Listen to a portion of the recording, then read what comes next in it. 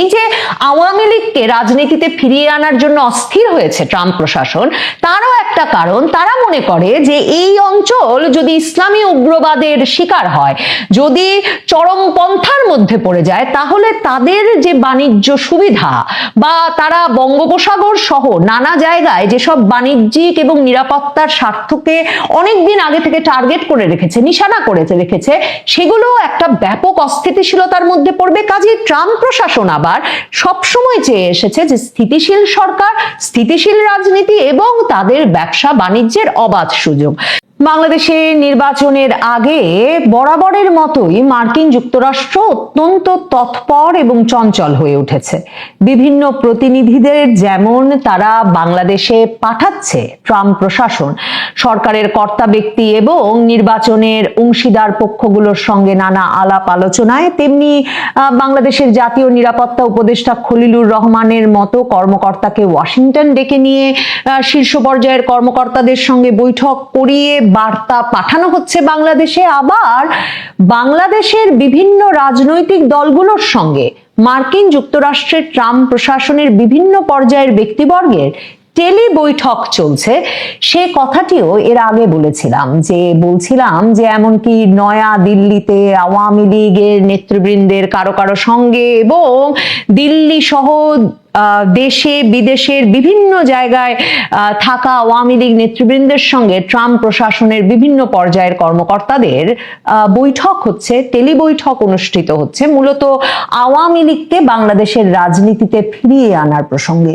এই যে টেলি বৈঠকে ট্রাম্প প্রশাসন কতটা তৎপর তার একটা নমুনা মেলে যে শুক্রবার তারা বাংলাদেশের দুটো রাজনৈতিক দলের প্রধান নেতার সঙ্গে টেলি বৈঠক করেছে। ট্রাম্প প্রশাসনের বাণিজ্য বিষয়ক শীর্ষ প্রতিনিধিদের একজন জেমিসন গ্রিয়ার, তিনি বিএনপি চেয়ারম্যান তারেক রহমানের সঙ্গে বৈঠক করেছেন এবং তিনি বৈঠক করেছেন জামায়াতে ইসলামীর আমির ডাক্তার শফিকুর রহমানের সঙ্গেও। বৈঠক কি শুধুই এই দুই পক্ষের সঙ্গে অনুষ্ঠিত হয়েছে, নাকি ট্রাম্প প্রশাসন রাজনৈতিক পক্ষ বলতে গত কয়েক মাস ধরে ক্রমাগতভাবে যে তিন পক্ষের সঙ্গে বাংলাদেশে আলোচনা চালিয়ে আসছে, অর্থাৎ আওয়ামী লীগ পক্ষকেও অন্তর্ভুক্ত করে এ আলাপ করেছে, সে প্রসঙ্গে আলোচনায় আসব। তবে তারেক রহমানের সঙ্গে ট্রাম্প প্রশাসনের শীর্ষ এক কর্মকর্তার গুরুত্বপূর্ণ টেলি বৈঠক অনুষ্ঠিত হয়েছে বলে বিএনপির মিডিয়া সেলের তরফে ফেসবুকে এই স্ট্যাটাস দেওয়া হয় এবং সেখানে জানানো হয়, মানবজমিন পত্রিকার খবরে দেখছি শুক্রবার সকাল 9টায় এই টেলি বৈঠকটি অনুষ্ঠিত হয়। যে শীর্ষ কর্মকর্তা ট্রাম্প প্রশাসনের তরফে তারেক রহমানের সঙ্গে টেলি বৈঠক করেন তিনি হচ্ছেন US trade representative Jamieson Greer. আধা ঘন্টার ওই বৈঠকের শুরুটা ছিল নাটকীয়। মানবজমিন লিখছে, ট্রেড নেগোসিয়েশনের নানা বিষয় আলোচনায় উঠে আসে। মিস্টার গ্রিয়ার জানতে চান এই ট্রেড নেগোসিয়েশনে তারেক রহমানের অবস্থান কি, বিশেষ করে বাংলাদেশ সরকারের তরফে যে আলোচনা হয়েছে তা নিয়ে তার মনোভাব কি। তারেক রহমান স্পষ্ট করে বলেন, সরকার যে নেগোসিয়েশন করেছে তাতে আমাদের সম্মতি রয়েছে, সরকার যেভাবে আলোচনা এগিয়ে নিয়েছে তাতে আমাদের কোনো দ্বিমত বা আপত্তি নাই। বিএনপি চেয়ারম্যানের পররাষ্ট্র বিষয়ক উপদেষ্টা হুমায়ুন কবির এই টেলি খবরের বৈঠকের খবর নিশ্চিত করেছেন মানবজমিনকে। এর খবর যেটা বলছিলাম বিএনপি মিডিয়া সেলের তরফে ফেসবুকেও দেওয়া হয়েছে। দেখেন, তারেক রহমান এই যে কবুল বলে দিলেন, মানে মার্কিন বাণিজ্য প্রতিনিধি ইউএস ট্রেড রিপ্রেজেন্টেটিভ জানতে চাইলেন সরকার যে আলোচনা আমাদের সঙ্গে করছেন তাতে আপনি সম্মত কিনা, এবং তারেক রহমান বললেন কবুল কবুল কবুল। এটা অনেকটা ওই যে বিদেশে প্রবাসী ব্যক্তির সঙ্গে কখনো দেখা সাক্ষাৎ ছাড়া দুজনের যে এক রকমের দুজনেই কবুল বলে বিয়েতে সম্মত হয়ে যান, একটা চুক্তিতে সম্মত হয়ে যান, ব্যাপারটাকে অনেকটা তার সঙ্গে তুলনা করা চলে। কারণ মনে রাখতে হবে, এই যে সরকারের সঙ্গে অর্থাৎ অন্তর্বর্তীকালীন সরকার ইউনূস সরকারের সঙ্গে মার্কিন সরকারের আসলে কি ধরনের বাণিজ্য নেগোসিয়েশন চলছে সেটা সরকার কাউকে জানায়নি। জুন জুলাই মাসে যখন মার্কিন যুক্তরাষ্ট্র ট্রাম্প প্রশাসন পাল্টা শুল্ক আরোপ করলো পৃথিবীর প্রায় সকল দেশের ওপর, বাংলাদেশের পাল্টা শুল্ক আরোপ গিয়ে ঠেকেছিল 35%। জাতীয় নিরাপত্তা উপদেষ্টা খলিলুর রহমান মার্কিন যুক্তরাষ্ট্রে গেলেন, বিভিন্ন বাণিজ্য প্রতিনিধিদের সঙ্গে আলাপ করলেন। সেই আলাপে তিনি কোনো ব্যবসায়ী প্রতিনিধিবৃন্দকে যুক্ত করেন নাই। অন্তর্বর্তীকালীন ইউনূস সরকার এই আলাপে অর্থনীতিবিদ, ব্যবসায়ী প্রতিনিধি কিংবা দর কষাকষিতে অভিজ্ঞ কোনো পক্ষের সঙ্গে কোনো পরামর্শ না করে খলিলুর রহমান চলে যান ওয়াশিংটনে। সেখানে গিয়ে বাণিজ্য প্রতিনিধিদের সঙ্গে আলাপ করে ফেরেন, সাফল্য নিয়ে আসেন। তিনি 35% পাল্টা শুল্কের যে শুল্ক যে আরোপ করেছিল ট্রাম্প প্রশাসন, সেটিকে 20% নামিয়ে আনেন। কিন্তু দেশে এসে বলেন যে মার্কিন যুক্তরাষ্ট্রের সঙ্গে তার যে চুক্তি হয়েছে, যে দর কষাকষি হয়েছে, তার একটা নন ডিসক্লোজার এগ্রিমেন্ট হয়েছে। কাজেই কিসের বিনিময়ে মার্কিন যুক্তরাষ্ট্র এক কথায় পাল্টা শুল্ক আরো 15% কমিয়ে দিয়েছে, সে কথা কখনো ইউনূস সরকার, অন্তর্বর্তীকালীন সরকার কোনো পক্ষকে জানাতে পারবে না। মানে আমরা জানতে পারি সরকার বোয়িং বিমান কিনবে এক বহর, আমরা জানতে পারি সরকার চড়া দামে মার্কিন যুক্তরাষ্ট্র থেকে গম কিনবে, কিন্তু আমরা জানতে পারি না যে এর চেয়েও বড় কোন এগ্রিমেন্ট, কোন বাণিজ্য চুক্তি, কোন মানে দর কষাকষিতে কি বিনিময় করে এসেছেন খলিলুর রহমান, যা তিনি এসে বলেন যে নন ডিসক্লোজার এগ্রিমেন্টের অন্তর্ভুক্ত। এহেন নন ডিসক্লোজার এগ্রিমেন্টের বিষয়ে বিএনপি বা জামায়াতে ইসলামীকে সরকার কিছু জানিয়েছে ভাববার কারণ নাই। কারণ বিএনপি, জামায়াতে ইসলামী নানা সময় উদ্বেগ প্রকাশ করার পরেও বন্দরগুলো কি শর্তে বিদেশিদের দিয়ে দেওয়া হচ্ছে, এসব বিষয়ে যেমন ইউনূস সরকার কর্ণপাতও করে নাই কোনো রাজনৈতিক দলকে জানানোর বিষয়ে, তেমনি এই নন ডিসক্লোজার এগ্রিমেন্টের বিষয়েও কিচ্ছু জানায় নাই। কিন্তু এখন তারেক রহমানকে যখন ট্রাম্প প্রশাসনের ট্রেড রিপ্রেজেন্টেটিভ ফোন করেছেন, উনি সাথে সাথে বলেছেন যে সরকার যে নেগোসিয়েশন করেছে তাতেই আমাদের সম্মতি রয়েছে। জামায়াতে ইসলামীর আমিরের সঙ্গেও সাক্ষাৎ করেছেন এই জেমিসন গ্রিয়ার। তার মানে তারা কোনো একটি পক্ষকে, মানে বিএনপির তারেক রহমানকেই তারা প্রধানমন্ত্রী করতে চান তা না দেখে কোন পক্ষ নেগোসিয়েশনে কি দেবে সেটা একরকমের বিবেচনা করছে। কারণ বিশেষ করে একদম চোখের সামনে ভেনেজুয়েলার ঘটনা ঘটবার পর এটা পরিষ্কার যে মার্কিন প্রশাসনের, ট্রাম্প প্রশাসনের বাণিজ্য সবচেয়ে গুরুত্বপূর্ণ একটা আগ্রহের বিষয়, স্বার্থের বিষয়। মানে বাণিজ্য ছাড়া তাদের মাথায় কিছু নাই। এই যে আওয়ামী লীগকে রাজনীতিতে ফিরিয়ে আনার জন্য অস্থির হয়েছে ট্রাম্প প্রশাসন, তারও একটা কারণ, তারা মনে করে যে এই অঞ্চল যদি ইসলামী উগ্রবাদের শিকার হয়, যদি চরমপন্থার মধ্যে পড়ে যায়, তাহলে তাদের যে বাণিজ্য সুবিধা বা তারা বঙ্গোপসাগর সহ নানা জায়গায় যেসব বাণিজ্যিক এবং নিরাপত্তার স্বার্থকে অনেকদিন আগে থেকে টার্গেট করে রেখেছে, নিশানা করে রেখেছে, সেগুলো একটা ব্যাপক অস্থিতিশীলতার মধ্যে পড়বে। কাজে ট্রাম্প প্রশাসন আবার সবসময় চেয়ে এসেছে যে স্থিতিশীল সরকার, স্থিতিশীল রাজনীতি এবং তাদের ব্যবসা বাণিজ্যের অবাধ সুযোগ।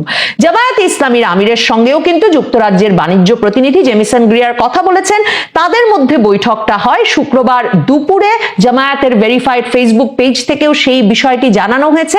এই বৈঠকে জামায়াতে ইসলামীর আমির ডাক্তার শফিকুর রহমান একা বসেন নাই, তিনি সেই বৈঠকে তার সঙ্গে যুক্ত করে নিয়েছিলেন জামায়াতে ইসলামীর যুক্তরাষ্ট্রের মুখপাত্র প্রফেসর ডক্টর মোহাম্মদ নাকিবুর রহমানকেও।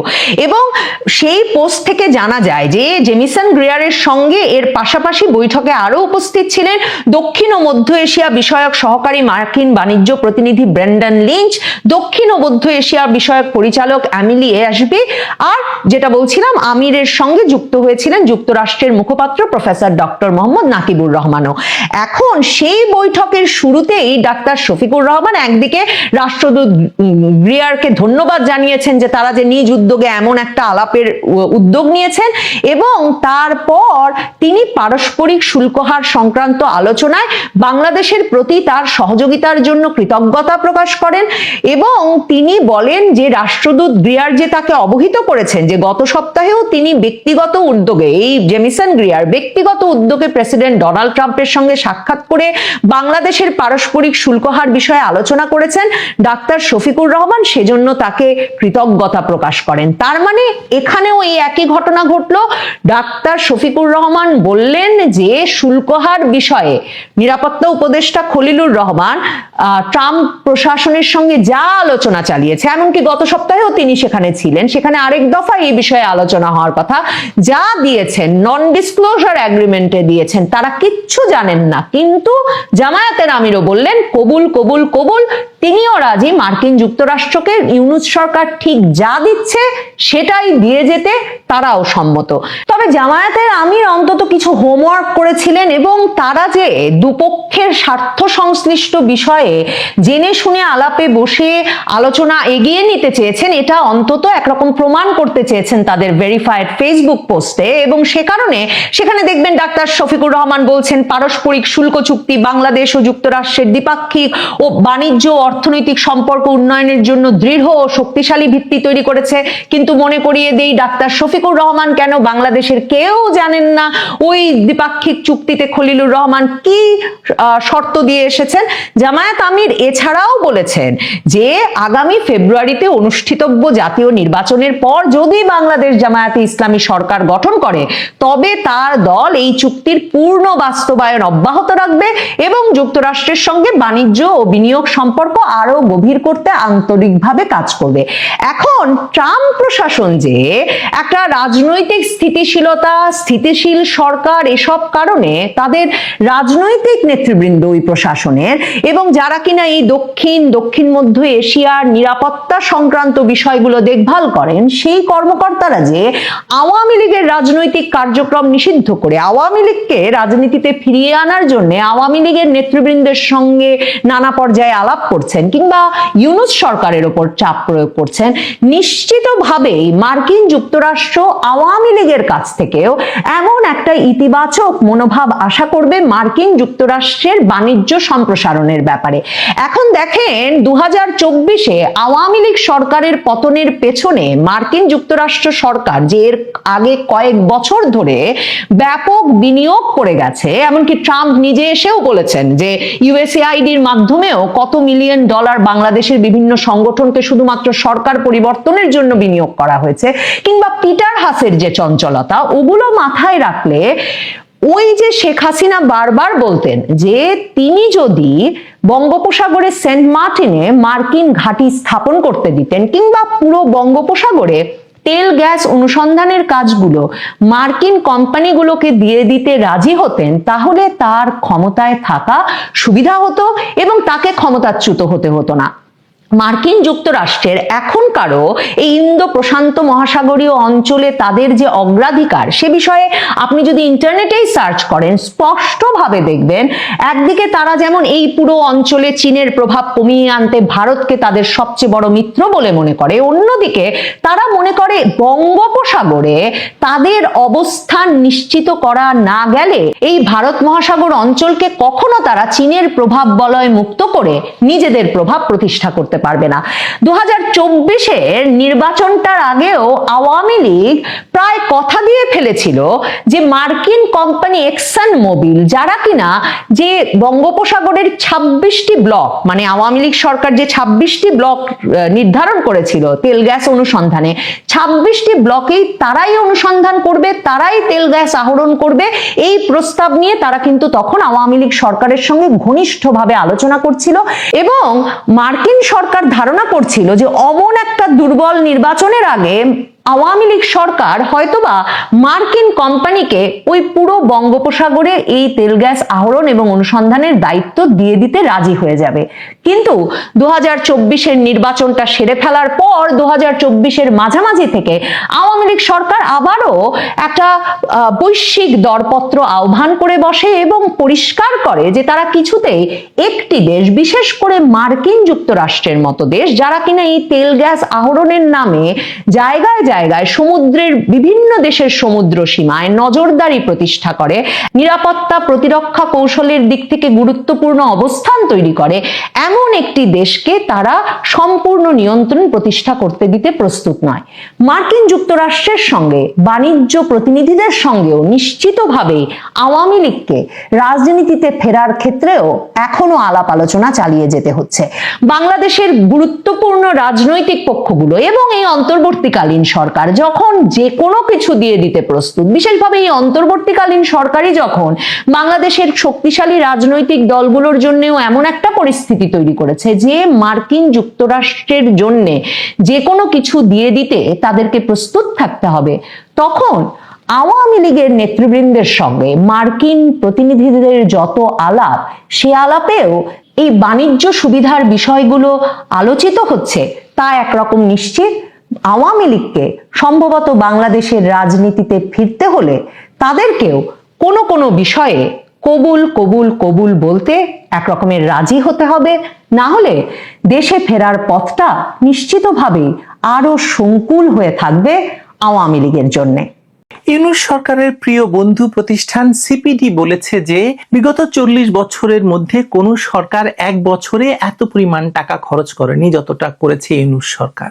সরকারের আয়ের তুলনায় ব্যয় অত্যন্ত বেশি করে ফেলেছে, যার ফল ভোগ করতে হবে পরবর্তী সরকারকে। এ কথাও আমার নয়, ইউনূস সরকারের বন্ধু প্রতিষ্ঠান সিপিডিরই। প্রশ্ন হলো, এক বছরে কোটি কোটি টাকার চলাচল হলো, কিন্তু খরচের খতিয়ানটা পাওয়া যায় না। প্রথমেই ধরা যাক বিদেশ সফরের খাত। প্রধান উপদেষ্টা একাধারে প্যারিস, নিউ ইয়র্ক, টোকিও সফর করেছেন। প্রতিটি ট্রিপে চার্টার্ড ফ্লাইট, 5 তারকা হোটেল, প্রোটোকল দলের পেছনে গড়ে ব্যয় হয়েছে কয়েকশো কোটি টাকা। কূটনৈতিক প্রয়োজনে এমন ব্যয় অস্বাভাবিক নয়, কিন্তু সফর সঙ্গীদের তালিকায় নিজস্ব প্রতিষ্ঠানের লোক, ব্যবসায়ী বন্ধু আর স্বজনপ্রীতির আলামত দেখে অনেকেই প্রশ্ন তুলছেন, অনেকেরই ভ্রু কুঞ্চিত হয়েছে। পররাষ্ট্র মন্ত্রণালয়ের দেওয়া সংক্ষিপ্ত বিবরণীতে লেখা আছে, অন্য খাতে এক লাফে 17.5 কোটি টাকা খরচ হয়েছে। জানতে চাইলে কর্মকর্তারা বলেছেন সিকিউরিটি প্রোটোকল, আর কিছু নয়। কিন্তু একই সফরে 2 উপদেষ্টা, 3 বিশেষ সহকারী, 8 মিডিয়া উপদেষ্টা, এদের ভাতা বিলাস কোন শিরোনামে ধরা হয়েছে তা এখনো গোপন। এভাবেই নাকি প্রায় 30,000 কোটি টাকা ব্যয় হয়ে গিয়েছে গত এক বছরে। আসুন সরকারের আরো কিছু খরচ নিয়ে জানার চেষ্টা করি। বিদেশ সফরের কয়েকশো কোটি টাকা ব্যয়ের পর দ্বিতীয় খাত হলো নির্বাচনী প্রস্তুতি। সরকার বলছে তারা ভোট করে ইতিহাস সৃষ্টি করবে, অথচ ইতিমধ্যে ভোটার শিক্ষা, ইলেকশন ম্যানেজমেন্ট, সফটওয়্যার, পর্যবেক্ষক প্রশিক্ষণ, এই 3 শিরোনামে বরাদ্দ হয়েছে প্রায় 250 কোটি টাকা। সবচেয়ে রহস্যজনক হলো সফটওয়্যার কেনাকাটা। দরপত্রে অংশ নেয় মাত্র 2টি প্রতিষ্ঠান, যাদের একটি গত সরকারের আমলেই কালো তালিকাভুক্ত ছিল। নতুন নামে নতুন কোম্পানি খুলে একই মালিকানা, এমন অভিযোগ ওঠার পরও কিন্তু ক্রয় কমিটির প্রধান বললেন সময় কম, তাই দ্রুততার সঙ্গে প্রাধান্য দেওয়া হয়েছে। ফলে যে সফটওয়্যারের বাজার দর সর্বোচ্চ 25 কোটি, তার চূড়ান্ত মূল্য ধরা হয়েছে 108 কোটি। কম্পিউটারের স্ক্রিনে ভোট গণনার এই জাদু দেখাতে গিয়ে রাষ্ট্রীয় কোষাগারের টাকায় একের পর এক শূন্য যোগ হয়েছে কেবল। তৃতীয় খাত নিরাপত্তা। ইউনূস ক্ষমতা দখলের পর গুজব, সাম্প্রদায়িক হামলা, রাজনৈতিক খুন, এই 3 অজুহাতে গঠন করা হয়েছে বিশেষ র্যাপিড অ্যাকশন গার্ড। নতুন বাহিনীর জন্য বিদেশি রাইফেল, ভারী যান, ড্রোন কিনতে চলতি অর্থ বছরে ব্যয় হয়েছে 300 কোটি টাকার বেশি। অথচ একই সময়ে থানায় গুলির খোরাকের বরাদ্দ কমিয়ে দেওয়া হয়েছে 10%। এমনিতেই বিপুল অস্ত্র লুট হয়ে গেছে থানা থেকে জুলাই সন্ত্রাস চলাকালে। প্রশ্ন উঠেছে, নতুন ফোর্স গঠনের প্রয়োজনীয়তা কতটা জরুরি ছিল? পুরনো পুলিশ বাহিনীকে আধুনিকায়ন করলে খরচ কি এত হতো? উত্তর মিলবে না, সরকার দেবে না, কারণ এসব অস্ত্র ক্রয় প্রক্রিয়ায় অনিয়মের গন্ধ আছে। রাইফেল কেনার দরপত্রে দেখা গেছে একই মডেলের অস্ত্র বিভিন্ন দেশে বিক্রয় মূল্যের চেয়ে দ্বিগুণ দামে কেনা হয়েছে। আর ড্রোন সরবরাহকারী প্রতিষ্ঠানের সঙ্গে দেশটির নিরাপত্তা উপদেষ্টার ব্যক্তিগত সম্পর্কের খবর গণমাধ্যমে এসেছে। চতুর্থ খাত মিডিয়া ব্যবস্থাপনা। সরকারের প্রথম মাসেই তথ্য মন্ত্রণালয়ের অধীনে গঠিত হয় স্ট্র্যাটেজিক কমিউনিকেশন সেল। এই সেলের কাজ সঠিক তথ্য দ্রুত জনগণের কাছে পৌঁছে দেওয়া। কিন্তু বাজেট দেখলে চোখ কপালে উঠবে আপনার। শুধু বিজ্ঞাপন বাবদ খরচ হয়েছে 135 কোটি টাকা। এর মধ্যে সামাজিক যোগাযোগ মাধ্যমে প্রমোশন বাবদ 25 কোটি, যার বড় অংশ চলে গেছে বিদেশি ফার্মের কাছে। দেশীয় সাংবাদিকদের জন্য ক্যাপাসিটি বিল্ডিং এর নামে আরো 15 কোটি, কিন্তু প্রশিক্ষণের নামে বিদেশ ভ্রমণ, 5 তারকা হোটেলের কর্মশালা, এসবের বিল দেখে অনেকেই মিডিয়া ম্যানেজমেন্ট নয় বরং মিডিয়া কেনা বলে কটাক্ষ করছেন। সরকারি বিজ্ঞাপনের বিনিময়ে কেউ কেউ সেলফ সেন্সরশিপ করছেন, এমন অভিযোগ সর্বত্র। ফলে জনগণের জানার অধিকার যে টাকার বিনিময়ে কেনাবেচা হচ্ছে তার হিসাব এখন আড়ালেই থেকে যাচ্ছে। পঞ্চম খাত উন্নয়ন প্রকল্প, নামে মহৎ কাজে অদ্ভুত। এসব প্রকল্পের নামে গত 1 বছরে শুধুমাত্র আসিফ মাহমুদ সজীব ভুইয়া কত হাজার কোটি টাকা নয়ছয় করেছেন তার হিসেব নেই। গত ডিসেম্বরে অনুমোদন পায় স্মার্ট গ্রাম প্রকল্প, লক্ষ্য প্রতিটি ইউনিয়নে ডিজিটাল সেবা। প্রকল্প ব্যয় ধরা হয়েছে 400 কোটি টাকা, অথচ মাঠ পর্যায়ে দেখা গেছে যে গ্রামে বিদ্যুৎ নেই, গ্রামে তো এখন এমনিতেই বিদ্যুৎ নেই, সেখানে ওয়াইফাই টাওয়ার বসানো হচ্ছে, যন্ত্রপাতি কেনা হয়েছে বিদেশ থেকে, দাম দ্বিগুণ। স্থানীয় ঠিকাদারদের বাদ দিয়ে কাজ পেয়েছে ঢাকার একটি প্রতিষ্ঠান, যার মালিকানায় রয়েছে সরকারি দলের সাবেক এক উপদেষ্টার স্বজন। প্রকল্পের মূল পরিকল্পক একজন বিশেষ উপদেষ্টা, যিনি নিজেই স্বীকার করেছেন পাইলটিং এর আগেই পূর্ণ বরাদ্দটা নিয়ে নেওয়া হয়েছে, কারণ বাজেট ফেরত গেলে আগামী বছর কাটছাট হবে, মানে তাদের চলে যেতে হতে পারে, সেজন্য তারা আগেই সব টাকা নিয়ে নিয়েছেন। ফলে উন্নয়নের নামে টাকা ঢালা হচ্ছে, কিন্তু গ্রামের মানুষের হাতে উন্নয়নের ছিটে ফোঁটাও পৌঁছাচ্ছে না। ষষ্ঠ খাত সামাজিক নিরাপত্তা, যার বড় অংশই যায় রেশন কার্ড, ভিজিএফ এর মাধ্যমে, কিন্তু এ খাতেই ঘটেছে সবচেয়ে বড় লুটপাট। দুর্যোগ ব্যবস্থাপনা মন্ত্রণালয়ের হিসেব মতে গত বছর চাল কেনা হয়েছে 2.5 লাখ টন, কিন্তু গুদামে জমা আছে মাত্র 1,98,000 টন। বাকি চাল কোথায় গেল? উত্তর, বাজার সিন্ডিকেট। চাল আমদানির দায়িত্ব পায় কয়েকটি প্রতিষ্ঠান, এর মধ্যে 2টির বিরুদ্ধে আগেই ছিল কারসাজির অভিযোগ। তারপরও তাদেরকে দেওয়া হয়েছে বিশেষ সুবিধা, শুল্ক কম, দ্রুত খালাস, পরিবহন ভর্তুকি। ফলে বাজারে চালের দাম কমার পরিবর্তে বেড়েছে। সরকারি দরে কেনা চাল কালোবাজারে বিক্রি হচ্ছে দ্বিগুণ দামে। এই সিন্ডিকেটের পেছনে রয়েছে প্রশাসনের উচ্চপদস্থ কয়েকজনের সহায়তা, এমন অভিযোগ তদন্ত কমিটির প্রতিবেদনে উঠে এসেছে, কিন্তু সেই প্রতিবেদন প্রকাশ করা হয়নি। 1 বছরে সরকারের মোট ব্যয় 30,000 কোটি টাকার কাছাকাছি, যার একটি বড় অংশ এসেছে বিদেশি ঋণ এবং বাজেট ঘাটতি থেকে। অথচ এই টাকার খরচের হিসাব এখনো স্বচ্ছ নয়। অডিট রিপোর্টে মন্তব্য কলামে লেখা আছে প্রয়োজনীয় কাগজপত্র পাওয়া যায়নি। প্রশ্ন হলো, টাকা খরচ হয়েছে কার স্বার্থে? সাধারণ মানুষের জীবনযাত্রার উন্নতি হয়েছে কি? মূল্যস্ফীতি এখনো 2 অঙ্কে, বাজারে চাল, ডাল, তেল সবকিছুর দাম লাফিয়ে বেড়েছে। বিদ্যুৎ গ্যাসের উপর ভর্তুকি কমানো হয়েছে, অর্থাৎ জনগণের পকেট কাটা হয়েছে। আর সেই টাকা গেছে কোথায়? বিশেষ খাতে। সরকারের দাবি সংস্কার এবং নির্বাচনের জন্য অতিরিক্ত ব্যয় প্রয়োজন হয়েছে, কিন্তু সংস্কারের ফল কোথায়? সংস্কারের সব ফাইল তো বন্দী। নির্বাচন কমিশন এখনো পূর্ণাঙ্গ নয়। আইন সংস্কারের খসড়া ঘুরছে কমিটি থেকে কমিটিতে, আর দুর্নীতির মামলাগুলো প্রাথমিক পর্যায়ে আটকে আছে। সরকার শুধু আছে ফাঁসির রায় ঘোষণা নিয়ে ব্যস্ত। সবচেয়ে উদ্বেগজনক হলো ইউনূস সরকারের টাকা খরচের এই ধারা ভবিষ্যৎ সরকারের জন্য আরো গভীর সংকট তৈরি করবে। বিদেশি ঋণের শর্ত অনুযায়ী আগামী 2 বছরে সুদ পরিশোধ করতে হবে প্রায় $2,000 কোটি। আর এখনই রিজার্ভ কমছে, রপ্তানি আয় নিম্নমুখী। যদি এই অর্থ বছরে ঘাটতি আরো বাড়ে, তবে টাকার মান কমবে, আমদানি ব্যয় বাড়বে, আর তার চাপ পড়বে সাধারণ মানুষের ঘাড়ে। তাই আপনাকে প্রশ্ন তুলতে হবে যে এত টাকা কোথায় গেল? কোথায় 1 বছরে এত টাকা খরচ করলেন ইউনূস? কিন্তু উত্তর দেবার মতো কেউ থাকবে না, কারণ হিসেবের খাতা তখন বিশেষ খাতের ধোঁয়ায় ঢাকা পড়ে যাবে। ইউনূস সরকার 1 বছরে যে টাকা খরচ করেছে তার সিংহভাগই গেছে অস্বচ্ছ, অপ্রমাণ এবং অযৌক্তিক খাতে। বিদেশ সফর, নির্বাচনী সামগ্রী, নতুন বাহিনী, মিডিয়া কেনা, উন্নয়নের নামে প্রকল্প, সবকিছুর পেছনে রয়েছে দ্রুত লুটপাটের গন্ধ। তাই আপনাকে প্রশ্ন তুলতে হবে যে 1 বছরে এত টাকা কোথায় খরচ হলো? ডক্টর ইউনূস এই প্রশ্নের উত্তর দেবেন? উত্তর জানতে চাইলে সরকারি কর্মকর্তারা বলবেন যে প্রক্রিয়াধীন আছে, আর আমি বলছি এই প্রক্রিয়াটা অস্বচ্ছ। একটা অবৈধ সরকার 1 বছরে আপনার 30,000 কোটি টাকা খেয়ে ফেলেছে। এটাই সত্য, এটাই সত্য এবং এটাই সত্য।